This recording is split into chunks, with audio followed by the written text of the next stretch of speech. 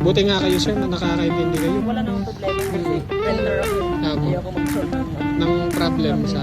Kasi yung maintenance pa rin nito, makapit na. Sa iba po kasi nangyari po yun. Talaga? Opo, yung nagparenta siya, tapos dinalang Bicol, doon yung pinarenta yung unit.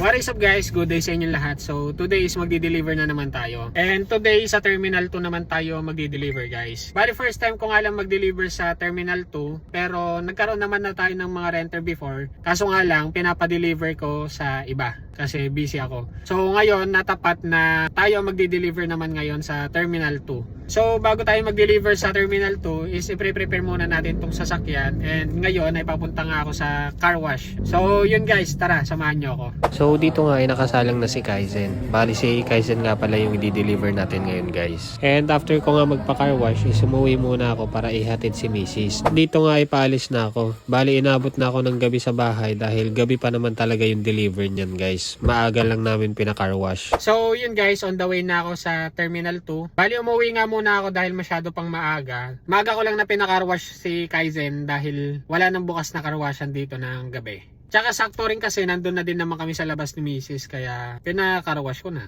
So yun guys, update ko na lang kayo kapag nandoon na ako. So yun guys, bali nandito na ako sa Terminal 2. Kakarating ko nga lang. And sakto lang din dahil kakarating lang din nila client. Doon tayo sa parking. Tapos i-discuss ko yung mga... Tara po, sa akin po kayo.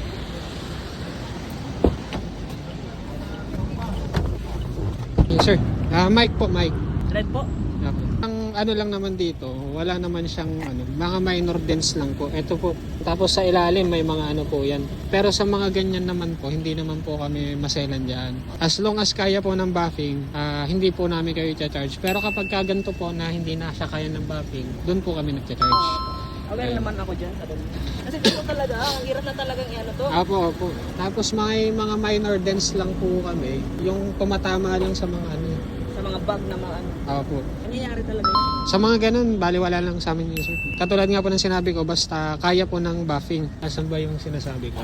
Eto sir, hindi na siya kaya ng buffing. Pero alam namin na normal na nangyayari lang to. So hindi na namin kayo charge kung sakaling magkaroon ng ganito. Basta wag lang mayupi. Okay. Ayun lang po. Bawal nyo po siyang iparenta. Bawal nyo po siyang iparenta. Sa iba po kasi nangyari po yun. Talaga? Opo, yung nagparenta siya, tapos dinalang Bicol, doon niya pinarentahan yung unit. Nag-trending po yun. Renter. Opo, pero alam ko naman po na hindi po mangyayari sa inyo. Ma'am, pa-maintain na lang din po ng fuel level. Hanggat maaari po sana, wag po siyang bumaba ng kalahati. Ano lang naman po yun, prevention po ng sasakyan. Saka hindi siya pwedeng full tank ng fully Sagad. sagad. Opo. Full tank automatic lang po. Ayan. Sa Australia kasi, ganun yung kwan nila. Oo. Dito kasi sa Pilipinas, laging niyuyug-yug pa nga yung sasakyan eh. May mga nagtitrending na ganun. Kasi pwede yun doon. Ito, nakalagay naman po dito, full tank automatic only. Tapos to return the vehicle in the same condition as received po. Except lang po sa mga wear and tear, katulad ng gulong. Pero liable din po tayo sa gulong. Ngayon po, naibibigay ko naman sa inyo, in good condition naman po yan lahat. May naninigarilyo po ba sa inyo? Vape lang pero hindi ako naninigarilyo sa Ayun loob. sir, okay lang naman. Pero hanggat maaari po, wag na po sana sa loob. Oo. Tapos, nagiinom po. Hindi rin. Bawal din po kasi tayo mag-drive ng nakainom na yun. Yung sa mga alcohol po, wag po tayong mag-iiwan sa loob. Sino po ang magdadrive sa inyo? Dalawa kami. Palagay na lang din po yung name ni sir dito po sa authorized driver po. Tapos, since mag-ano po kayo, magbe-Metro Manila po kayo, papapirmahan ko na lang din po kayo ng contract about Dun sa NCAP. NCAP. Opo. Kasi magpo-proceed sa inyo yung letter. Opo.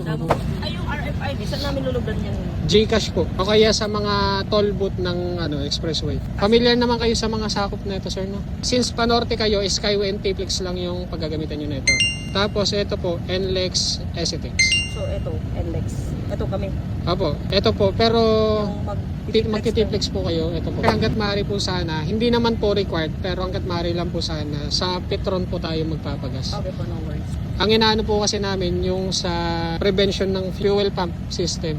Kasi pag paiba-iba ng gasolina, possible siya mag-cause ng yung parang putik. Pero hindi naman required, sir. Pwede kayong wala namang problema kasi Mm. renter ako eh. Opo. Ayoko magkaroon ng ano. Ng problem sa ano. Buti nga kayo sir, nakakaintindi kayo, ibang renter. Masyado, Kasi ano ano. eh, may sasakyan din kasi ako. Yun nga Alam sir ko yung kagandahan ng mga renter na may sasakyan din. alam ko Naintindihan yung- nila yung mga ano namin. Kasi yung maintenance pa lang nito, masakit na. Saka gagamitin lang naman namin ito pagka ano kasi may motor naman kami doon. Mas maganda magmotor sa probinsya eh. Gagamitin lang namin ito kasi may mga bagahe. Opo. Paano sir, may mga questions pa po kayo? Wala naman po. Mayroon tong ganitong business. Kailangan po hands-on. Kailangan ng hands-on pa dito. Nag-resign nga po ako sa trabaho dahil sa business. Pero okay naman, worth it naman yung pag-resign mo.